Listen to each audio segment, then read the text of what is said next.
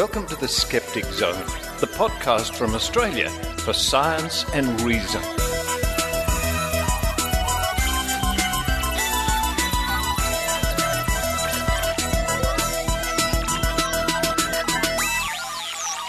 Hello and welcome to the Skeptic Zone, episode number 345 for the 31st of May, the last day of May 2015. Richard Saunders with Jo Alabaster. It's the last day of autumn. In Australia it is. It is indeed. And in other parts of the world, the first day of winter is actually the 21st or the 22nd of June or something like that. We got funny seasons in Australia. Ooh. Years ago, the government changed the dates of the seasons. Well, what are they covering up? It's a conspiracy, I'm sure. Thanks for being here for the introduction this week, Jo, because you and I spent the afternoon at Mind Body Wallet here in Sydney. Oh, we did indeed. We did indeed. It was a long afternoon. It was a long afternoon indeed, and I think we'll have a brief report about Mind Body Wallet next week. Jo, I try to go every 6 months because that's when it is in Sydney, every 6 months. And there are Mind Body Spirit, Mind Body Wallet, we call them festivals, New Age fairs all around the world. And I always encourage people to go, skeptics to go, and, well, watch and learn and ask questions, don't you think? Very much so. It's a very good way to find out what sort of the hot woo is of the time. I noticed a lot of magnesium seemed to be Magnesium. You know what I noticed? That a lot of people were selling devices, medical devices, which for diagnostic reasons or whatever. And at least 3 of them said, when asked why don't we see this in hospitals and doctor surgeries, they say, well, it's big in Russia. Russia. The pinnacle of fantastic medical care, I guess. Although we did have one person saying that their device was found in every hospital in Mexico. In Mexico. Who was that? I can't remember. One of the device. There was a device there that scanned your hair. They take a little clipping of your hair, put it on a little pad the size of an iPhone. It somehow magically scans it, sends that information to a supercomputer in Germany, and you get a 30-page report back about your health. How about that? That's pretty fantastic. A fantastic claim. It is a fantastic claim. Anyway, that's Mind Body Wallet. Again, we'll have a short report about that next week. But coming up on this week's show, Maynard's spooky action. Maynard headed up to not far from where you live, Jo. Not far at all. At Katoomba in the Blue Mountains.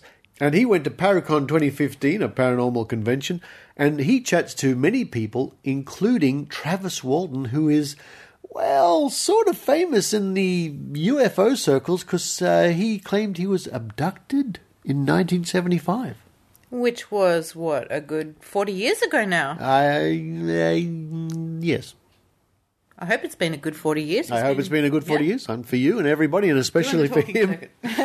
But the thing is, with this series of interviews Maynard's bringing us this week, it's really for you, dear audience, to put on your thinking caps and think about the logical fallacies and the arguments and the reasoning these people put up. Maynard does a great job in interviewing these people, and he's not there to pick holes in them. He's there to let them talk for your benefit, which I think is a good thing.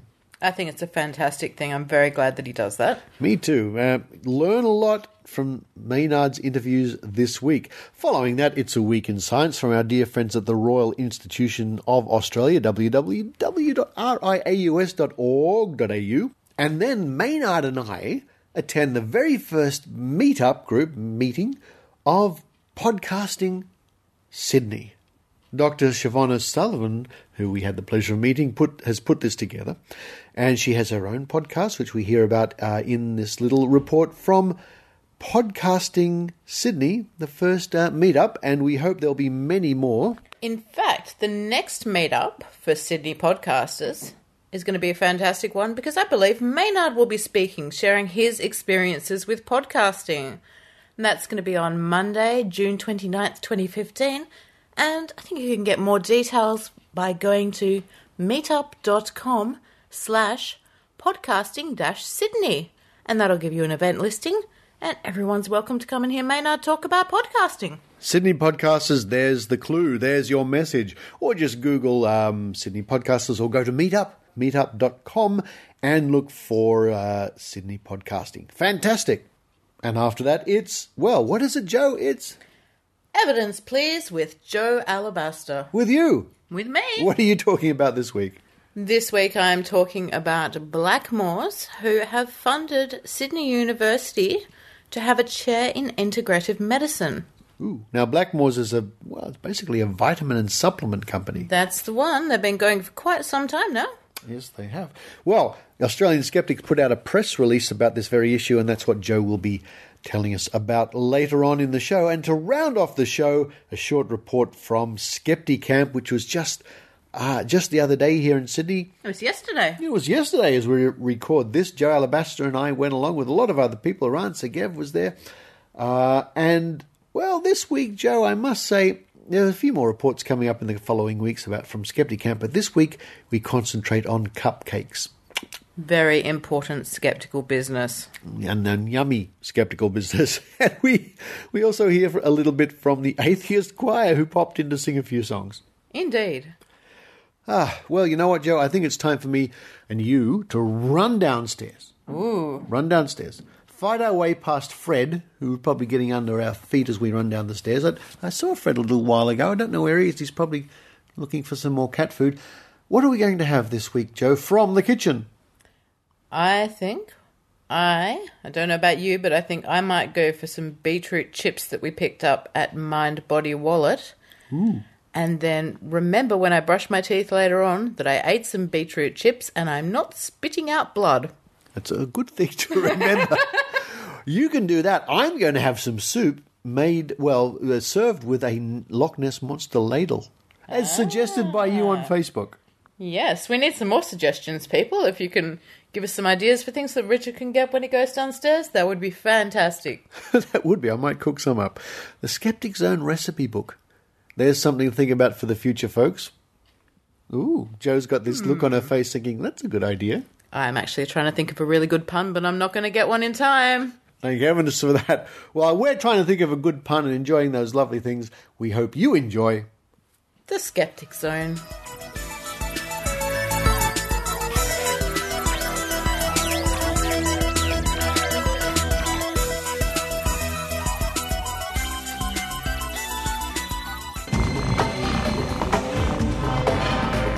Here's Maynard's spooky action at a distance.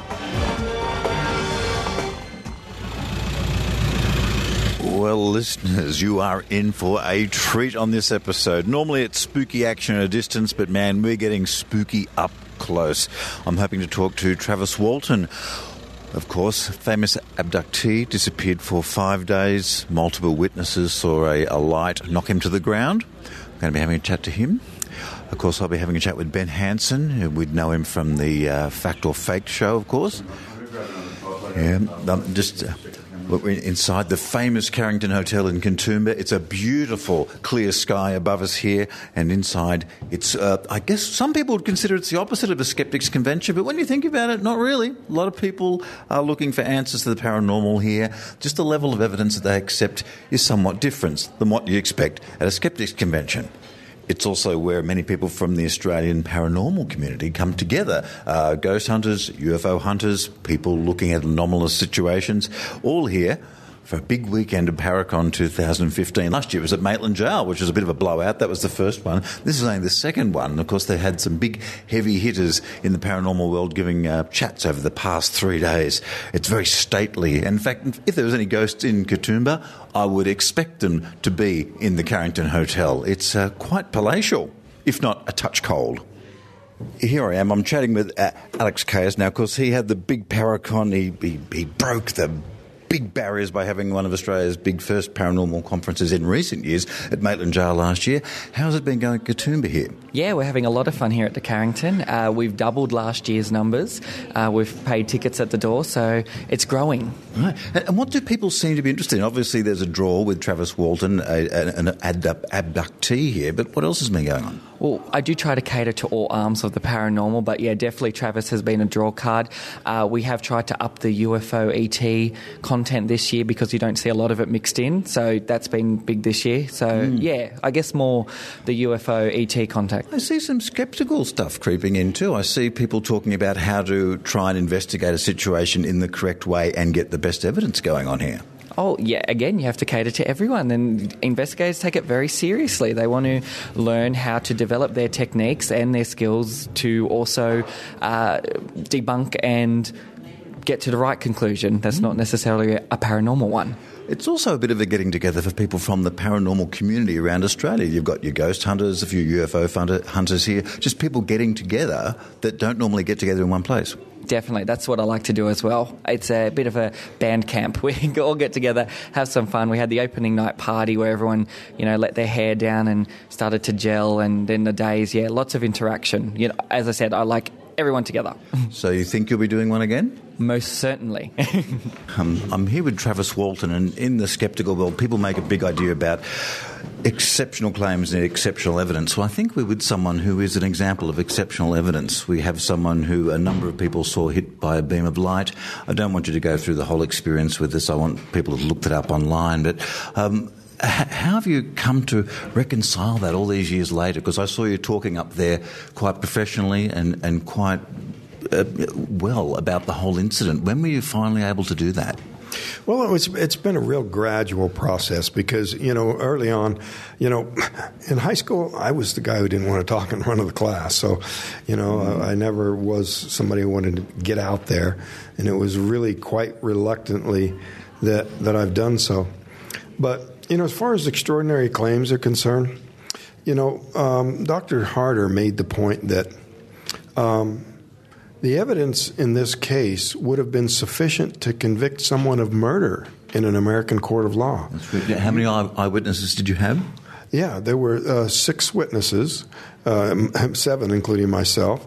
And if you had 6 people say that they saw someone commit a murder without lie detector tests, that would have been sufficient. Open and shut, conviction, death penalty maybe.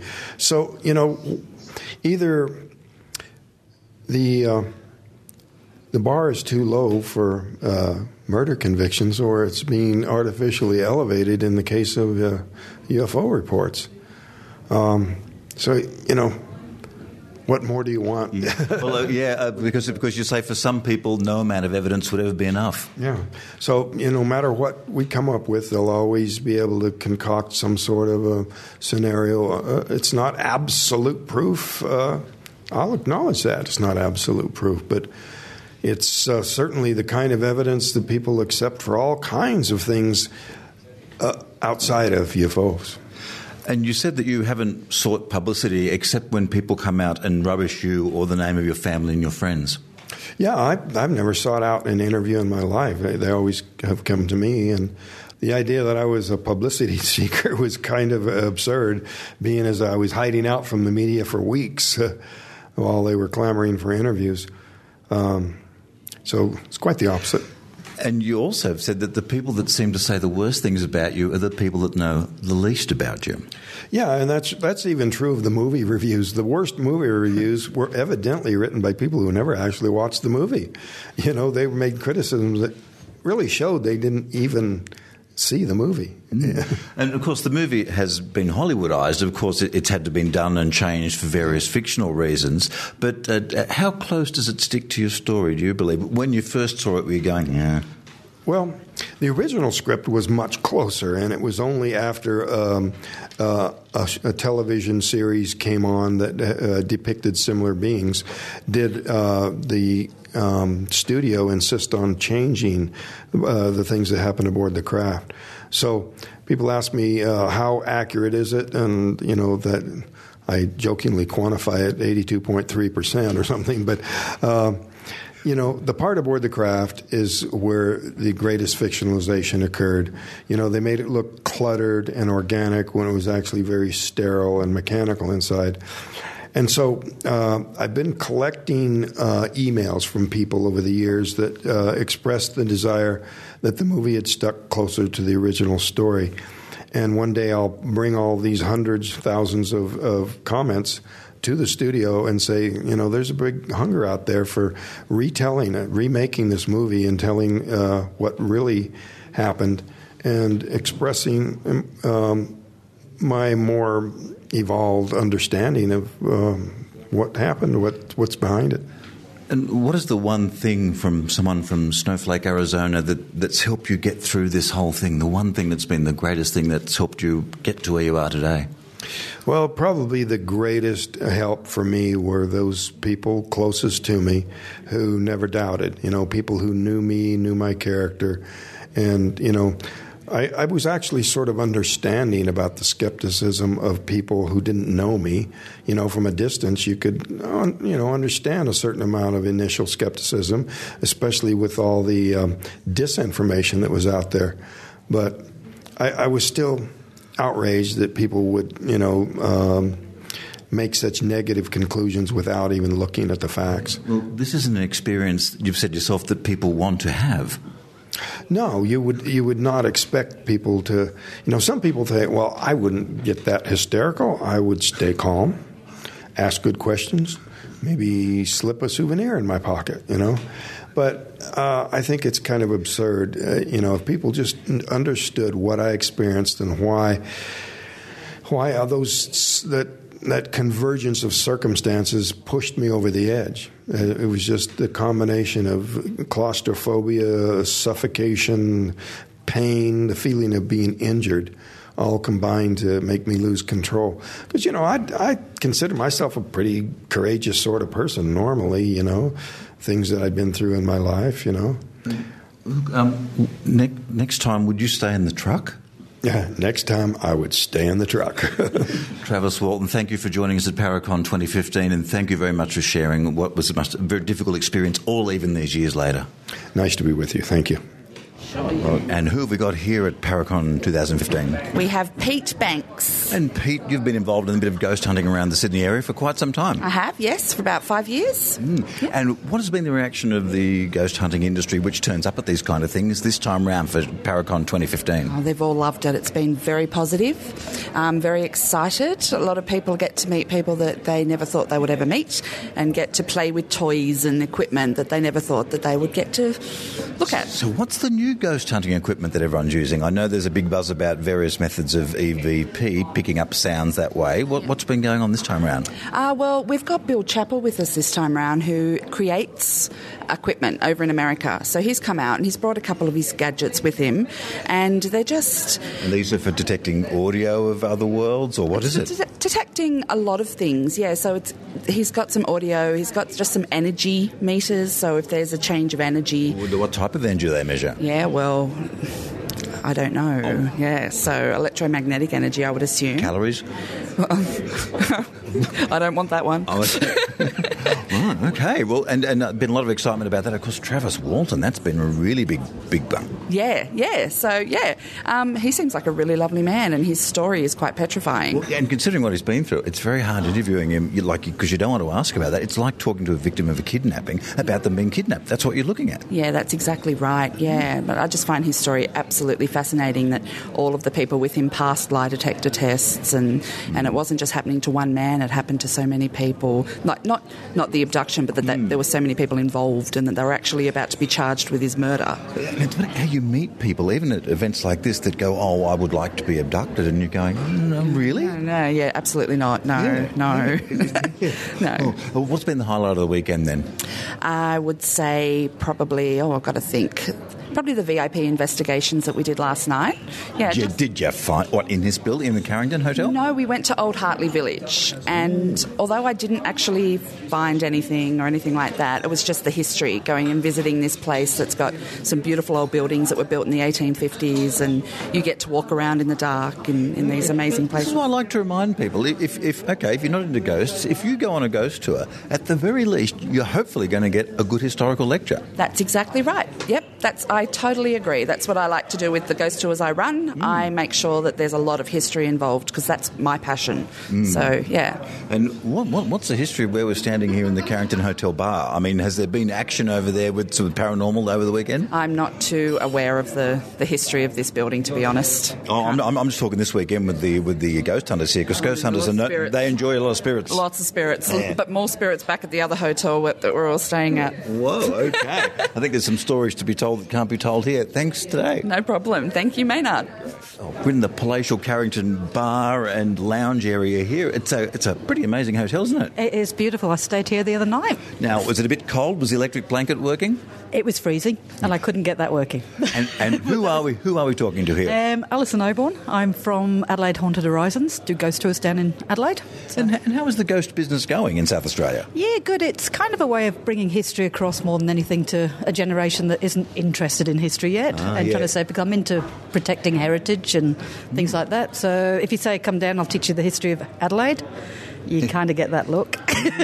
If you say, come down, I'll give you every murder, tragedy and ghost story, bang, the younger generation are there. So. And there's a fair bit of that's gone on in Adelaide over the years. Yeah, I think, I've been doing tours at the jail. I do believe we had the Skeptic Society there a few years ago with Richard Saunders and a few others. I think I had 21 of them. He turns up everywhere. Yeah, no, he was fun. He interviewed me then, and I interviewed him. And what's been the highlight of this weekend, paranormal-wise? What's everyone been talking about?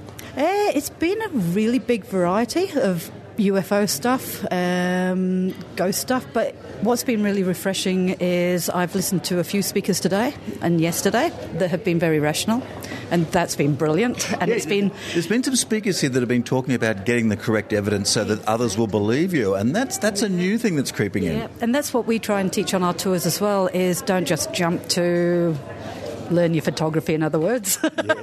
Yes. That may not be in orbit, might just be dust being reflected by a flash. Like 100% of the time, yeah, because I do photography. So this is what we try, and we threw out the old formula with the tours of being tacky and jumping out people, because I have researched it for about 25 years. What we try and teach now is more rational thinking, what it isn't. I'm the worst tour guide in the world. What's that? That's a possum. Don't worry about that. That's a slamming door. But we've built that trust as well, so people, they're not idiots. So we decided to build that trust, and they know that, if it's natural, we're going to tell them. So. And for your tours online and what you do in Adelaide, what's the website for you? Adelaide Haunted Horizons, and they see us on Facebook or there. So. And what would be the best, the absolute positive proof that there's something going on? What would you hope to get? Do you know what? I gave up on that. I was out there for 26 years trying to get that proof. And at the end of the day, you realise you really can't. It's just going to come down to personal experience, and that's what I'm after. I get very little happening to me. All right, I'm still waiting for I've had a few things I can't explain. But I'm aware that you're never going to prove it, really. It's just until people have had an experience. And that's what I say on tours. I'm not here to make you believe that ghosts exist.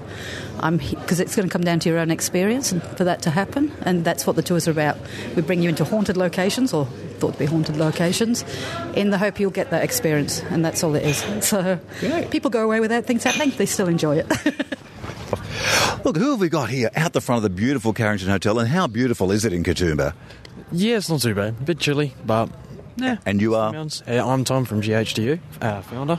And you are? And I'm Jess from GHDU, also the second founder of GHDU. And I think last time I saw you was in Ryde Cemetery.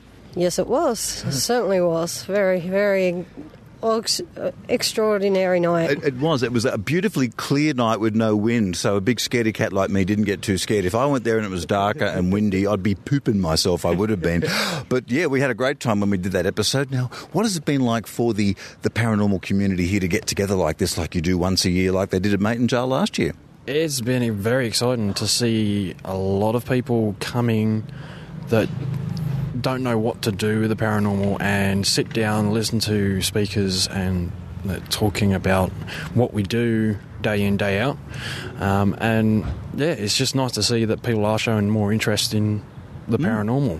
What seems to be the new thing? So there was a lot of chatting about getting actual more evidence together so you could take it to a third party.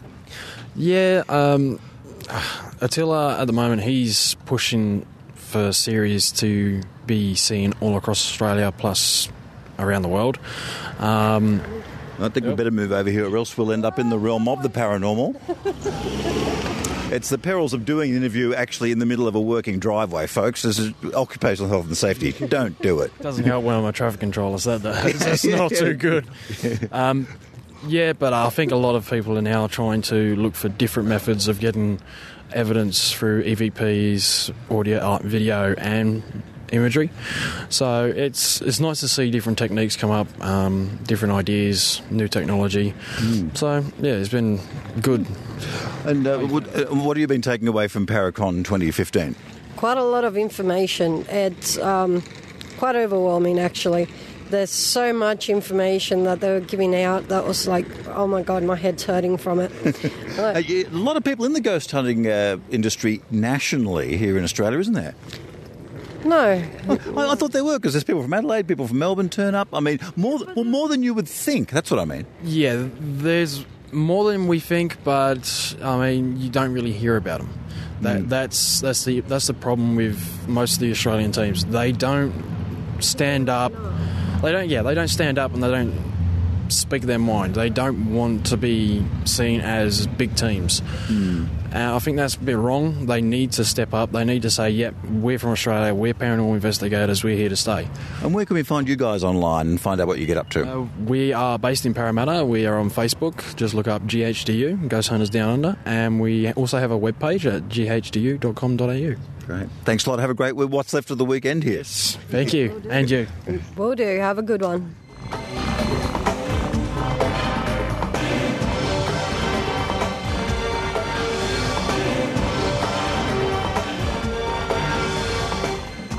On maynard.com.au. Have we got a show for you today? We've got sexual politics. I'm too sexy for my cat. We're going to reclaim Australia simply by marching on a public holiday. We open your crank mail. Crank mail. And we introduce a sting that is dramatic for no apparent reason. That is dramatic. I mean, just listen to it. It's freaking me out. Little did they think that within the years of the 21st century that people would stop watching television. Bunga bunga! On maynard.com.au.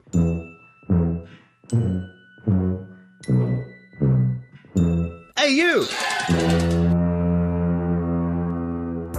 Hi there, I'm Ross Balch from Brisbane Skeptic Society, and we are happy to announce Brisbane Skepticamp for 2015 on Saturday, July the 4th at Hamilton Town Hall. We have special international guest and author Peter Boghossian and the debut of the Brisbane Skeptic Society Skeptic Rabbit Hole, a fun panel show and comedy experience. Registration is free, and you can do that at brisskepticamp.org. That's brisskepticamp.org.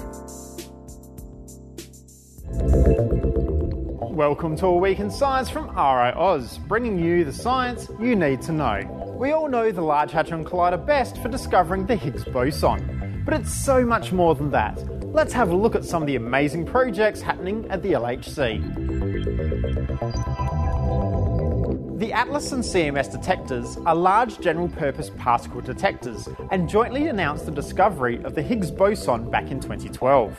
They are both continuing their experiments to discover and understand more about the Higgs. They are also carrying out experiments to attempt to find dark matter, the mysterious thing that makes up 20% of the universe, but we've never seen.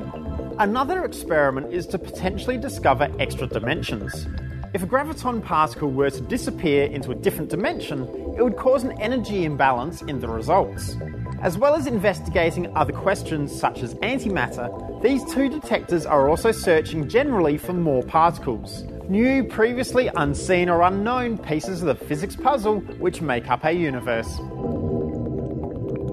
Two other more specialised detectors include ELISE and LHCb. ELISE is a little different. While other detectors observe proton-proton collisions, ELISE observes collisions between lead ions.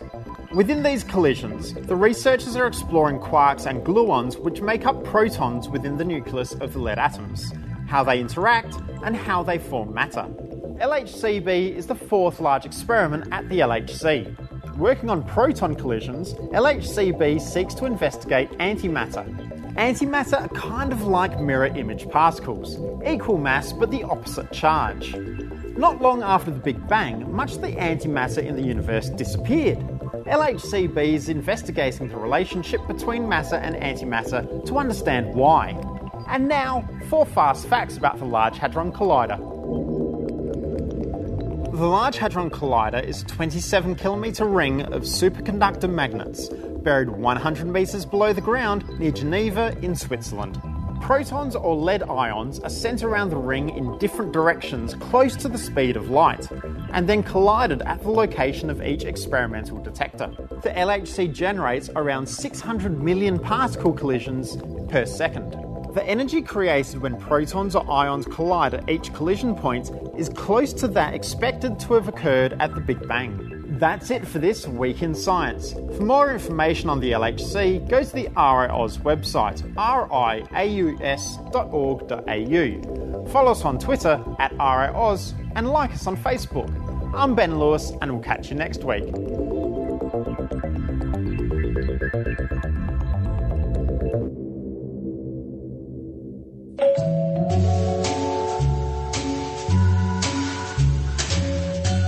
Be Reasonable is a podcast from the Merseyside Skeptic Society, hosted by Michael Marshall. In each monthly interview, we'll examine beliefs from outside of the mainstream, exploring how those views are constructed and what evidence people feel supports their case. On the latest episode, I'm joined by kickboxer, movie star and alternative cancer researcher Ian Jacklin.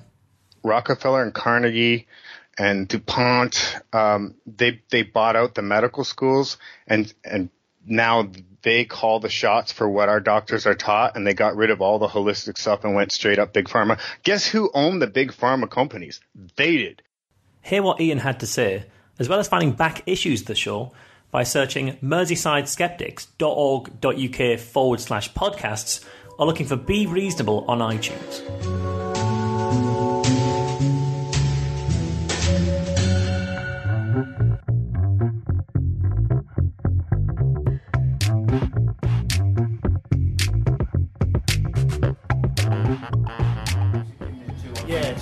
Well, folks, this isn't exactly a think tank this week. I'm actually at the first meeting of the Sydney podcasters, and I'm talking to Siobhan O'Sullivan, who you've put this together, haven't you? Yes, I have. Hello. Hello. How exciting! A meetup for Sydney podcasters. What was the inspiration for this? I love listening to podcasts, and I have for many years. Recently, I've started my own podcast, Knowing Animals. Knowing Animals. Knowing Animals. Ah. And I thought to myself, I would love to meet up with some other podcasting enthusiasts. I Googled and found nothing, so I thought, well, what's to be done? I'll just have to set up my own group. And you've picked an interesting location here. We're in the Town Hall Hotel in Newtown in Sydney, Australia. Oh, we've got some pool tables in the background, a bit of music, a typical Australian pub. What a great place for a meetup. Absolutely. We can have a drink, we can have a chat, we can have a bite to eat. It's lovely. And we're surrounded by lots of people here, all come along for this. How did you all hear about this? How did you hear about this podcast? This podcast meetup? On meetup.com. Again, very excited to see it come up. Hadn't seen any similar groups on Meetup before, so was very excited to come and visit tonight. That's fantastic. And what's your podcast? So my name's Alex, a friend of I even. Just started recording recently in our living room, interest only, is the podcast.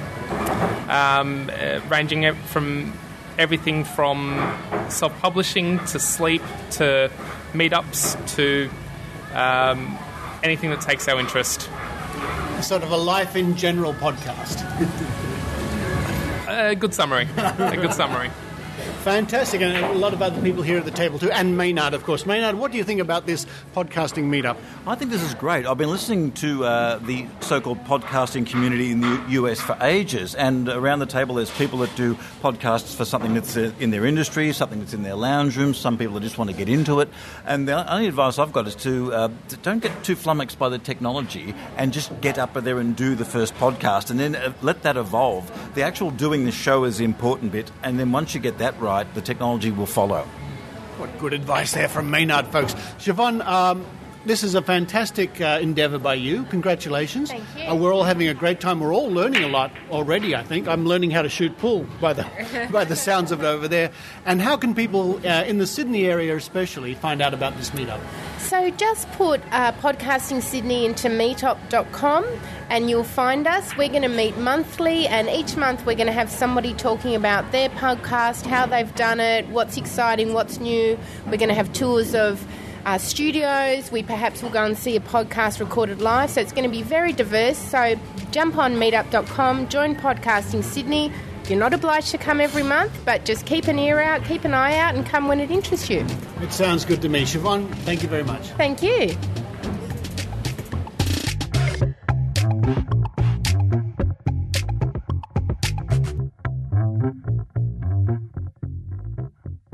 We all have a worldview that informs our thoughts, actions, and beliefs. This worldview is littered with conclusions that are inherited, My daddy was a racist. assumed, The next Avengers movie is going to be great. and just plain incorrect. Global warming is a lie told by really rich scientists. So how do we know if these conclusions are correct? Well, coincidentally, we ask the question, how do you know?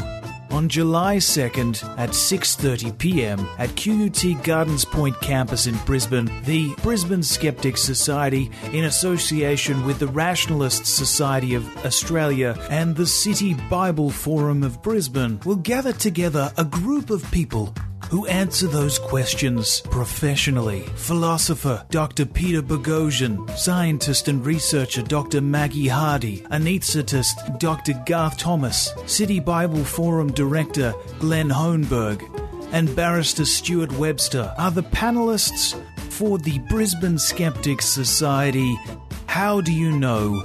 Thought Symposium. Go to brisbaneskeptics.org and click on the Events tab to get tickets. And hurry, because tickets are strictly limited. How do you know they're limited?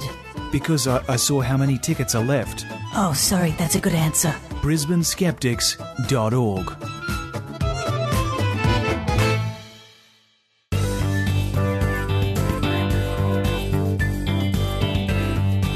What we want is some more evidence, please. Here's Jo Alabaster. Hello, this is Jo Alabaster. As reported on skeptics.com.au, Blackmores funds Sydney Uni chair in integrative medicine. Vitamin and supplements company Blackmores is funding a chair in integrative medicine at Sydney University. Apparently, the university approached Blackmores about the relationship rather than the company making the first move. The new position is titled the Maurice Blackmore Chair, which, according to an announcement from the university made today, quote, honours Maurice Blackmore, founder of the company, a pioneer of Australian naturopathy, end quote. Maurice Blackmore was the father of the current chairman, Marcus Blackmore. The company is funding the position with a $1.3 million donation, which, according to Professor Bruce Robinson, Dean of Sydney Medical School, quote, over the next 5 years, we'll undertake research into the impact of complementary medicines in health outcomes, including how complementary and alternative medicines interact with the current standard treatments by medical professionals. With this support, we will be able to develop data and guidelines for consumers and healthcare professionals based on solid evidence, end quote.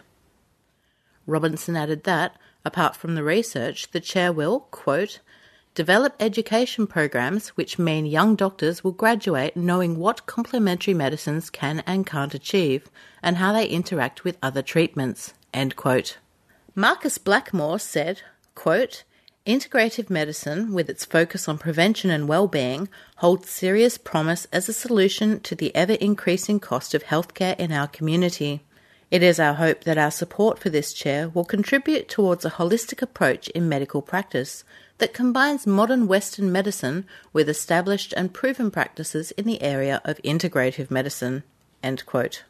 The official announcement says that the university will be collaborating with, quote, international partners in Canada, China and Asia, and proposed schools in the USA and UK, end quote. These partners are not named, though it is understood that the Canadian institution is the University of Toronto. Concerns have already been expressed over the relationship. Eran Segev, president of Australian Skeptics, pointed out that the official announcement makes no definition of what integrative medicine incorporates, nor any delineation between complementary and alternative medicine. Quote, "Will the research be limited to the types of products that Blackmores promotes, or will it be much wider and include health regimens like yoga or massage, for instance?" End quote, he asked. The announcement also makes reference to other work at the university, including high-definition imaging of the brainstem to understand why acupuncture works. Quote, "Definitive statements like this are worrying," end quote, Segev says. Quote, "Understanding why acupuncture works makes no allowance for the important caveats of where and even whether acupuncture works at all. It is these sorts of poor definition and bland statements that indicate increasing support in the university environment for complementary and alternative treatments that, in many cases, do not have scientific support." End quote. The university's announcement makes no reference to the independence of the research facility or any hands-off position for Blackmores. Robinson did tell the ABC that, quote, "Blackmores has no role in the way the results of the research are communicated, and they have no liability to limit our disseminating the results of that research." End quote. But Blackmores Institute Director Dr. Leslie Brown will sit on the selection panel that chooses who fills the chair of integrative medicine. Marcus Blackmore told the ABC that it was a mutually beneficial relationship and he had no intention of intervening in the university's research. Quote, "Will this give us some credibility? I'm sure it will," end quote, he said. Quote, "But there's no suggestion whatsoever that there's any profit motive in this. In fact, it's costing us a lot of money, obviously," end quote. In actual fact, Blackmore's selling and marketing costs for 2013 to 14 were $23.8 million plus. $1.3 million over 5 years is equivalent to slightly over 1% of that amount. Marcus Blackmore's stated hope that the activities of the chair will bring a holistic approach to Western medicine and establish proven practices in the areas of integrative medicine might be seen to suggest that the work will substantiate the company's area of activity. Dr. Ken Harvey, who resigned his position as Adjunct Associate Professor in La Trobe University's School of Public Health in response to a proposal by Swiss, another vitamin and supplement company, to sponsor research at that university, says that there are potentially similar issues with the Blackmores-Sydney University relationship. At La Trobe, Swiss was to contribute $15 million to the university over 6 years as a founding partner of the Complementary Medicine Evidence Centre, CMEC. Professor Keith Nugent, Deputy Vice-Chancellor Research for La Trobe, said in an announcement in late January 2014 that, quote, "Once the CMEC is established, Swiss will continue to have its products undergo rigorous and independent scientific assessment." End quote. Quote, "There are potential conflicts of interest when one company funds research," end quote, says Harvey. Quote, "They may have expectations that this research will validate their own products, which it may not do. There may be subtle pressures on researchers not to be critical of products, so as to not upset the funder. Researchers may be tempted to game their research to produce results that please the funder.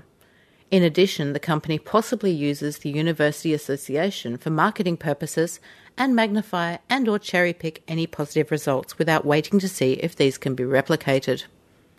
While all of these potential problems can be minimised by clear agreements that the university will be in complete control of the research questions, the methodology, ethics approval and publication rights, this is not always made clear. In short, the funding entity must accept that they will be hands-off." End quote. Segev concluded, quote, "With such research funded by the complementary health industry, it is a concern because of the obvious potential for a conflict of interest. Australian Skeptics supports scientific research into complementary medicine, but it has to be, and seen to be, independent of any influence by vested interests. I'm not saying that's the case here, as we don't know enough details yet, but this should be a first priority. It should be independent. It should continue to be independent, and it should be demonstrated that it is independent. Coming from one of the leading universities in Australia, we would hope that this would be the case." End quote. And this press release can be read at skeptics.com.au. Until next time, this is Jo Alabaster.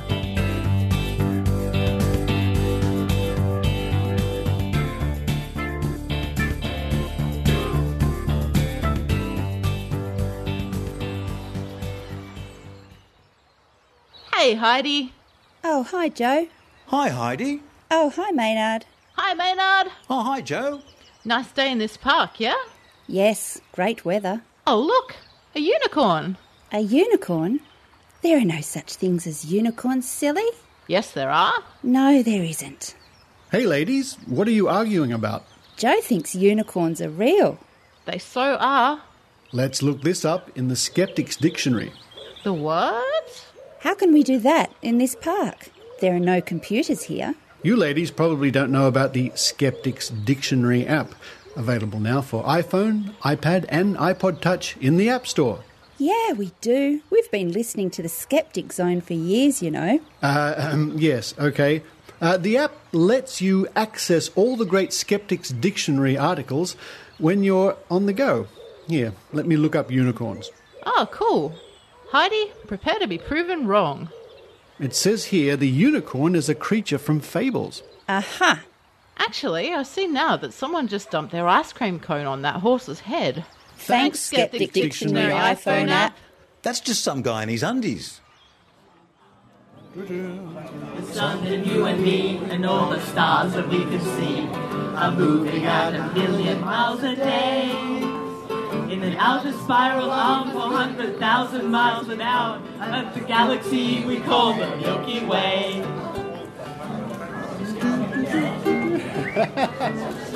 Well, it's another successful Skepticamp so far, Jason Brown. Oh, well, there's still time, Richard. It could all go wrong. It could.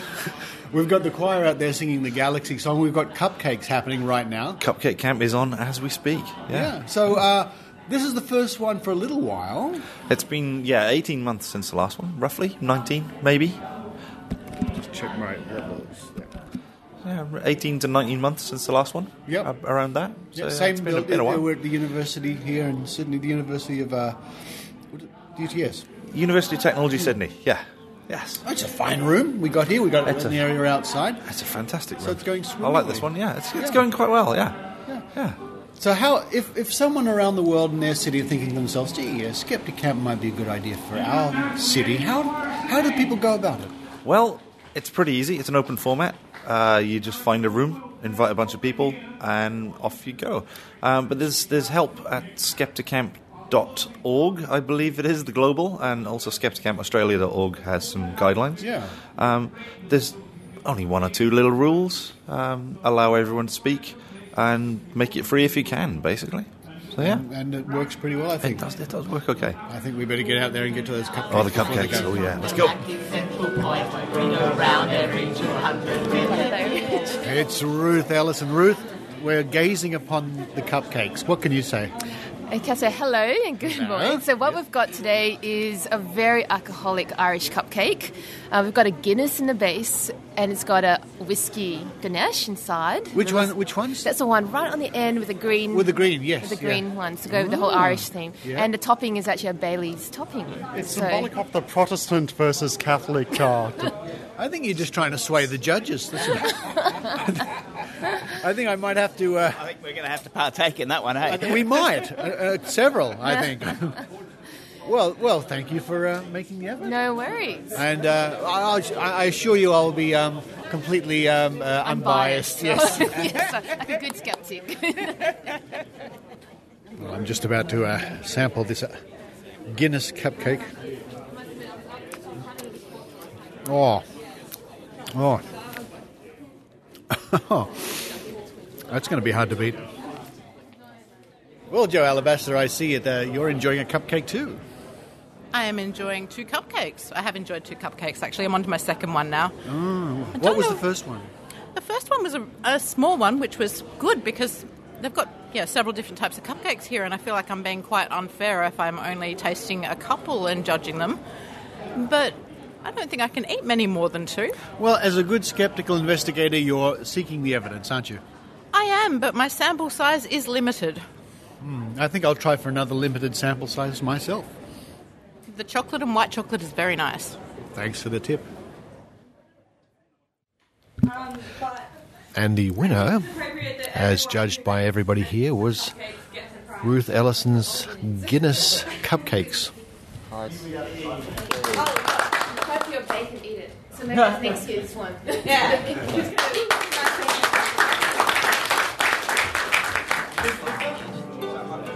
30,000 light years from galactic central point, we go around every 200 million years. And the galaxy is only one of millions and billions in this amazing and expanding universe.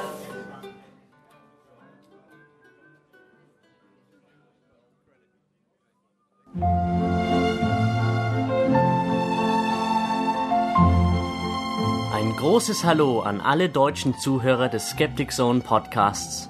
Wusstet ihr, dass es auch in Deutschland einen Skeptikerverband gibt? Für weitere Informationen über uns und das Skeptiker Magazin besucht www.gwup.org. Ich wiederhole, www.gwup.org. Und unsere offiziellen Facebook, Twitter und Google Plus Seiten.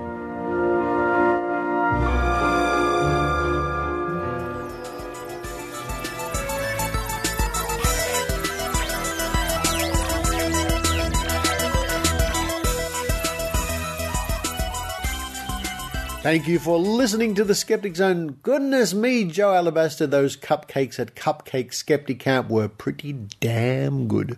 And some of them are pretty damn boozy. Yeah, they were a bit, weren't they?